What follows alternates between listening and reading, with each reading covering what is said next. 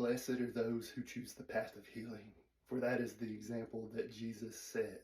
That is the Christ consciousness. That is the ability to tap into your inner compass and to know which way to go innately going forward because it's been embedded in you, because you have tapped into that frequency, so to speak.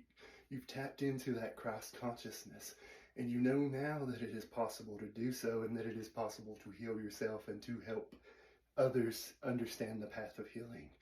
And to do so, we have to recharge ourselves on this path. We have to take some time to ourselves. We have to get right with the Lord, so to speak, before we can continue on, before we can continue passing along the knowledge that we've learned in this healing process. We first have to heal through the current things that we're going through.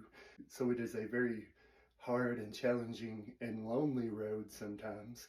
It is a beautiful and amazing process all at the same time, because once you do the hard work, once you go through all of the things that you're facing currently, then you can set yourself free, and then you can rejuvenate and rest and relax and gestate, and then you can pour that back out to the world again. It is a cycle like anything else, a beautiful healing cycle. And I hope that you're recognizing cycles. I hope you're recognizing those negative repeating cycles that you're stuck in, because that's the biggest battle right there, is recognizing it. Now, Rome wasn't built in a day, so it's not going to be easy to rectify all of those things at once. So you have to really dig in, and you have to put your shit kickers on, and you have to do one thing at a time. And let me tell you, it is very much worth it. If it feels so hard and it feels like you don't know what to do and you're so conflicted, then just hit your knees and pray. Go into a quiet room of solitude. Sit with yourself and really feel those feels. And then figure out what it is that triggers those feels. And that's what we do as healers, and that's what we can talk about for others to understand. And the beautiful thing is the stars align sometimes, and you hear coming from the mouth of someone, could be a complete stranger, exactly what you needed to hear to make you understand a certain thing. And that is such a beautiful, beautiful process. That's a beautiful thing to be a part of.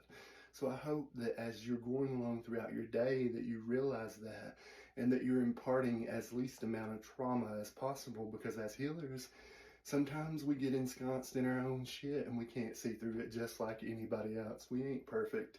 So we have to really be conscious of our feelings and thoughts and vibes. We have to keep an open mind, and we have to always know what's around our energy field. So that's why it's important to take an inventory of it. And now if it's energy that you can alleviate easily, you'll know what to do. But if not, then you have to formulate a plan, and you have to be patient. Patience is a virtue in all this.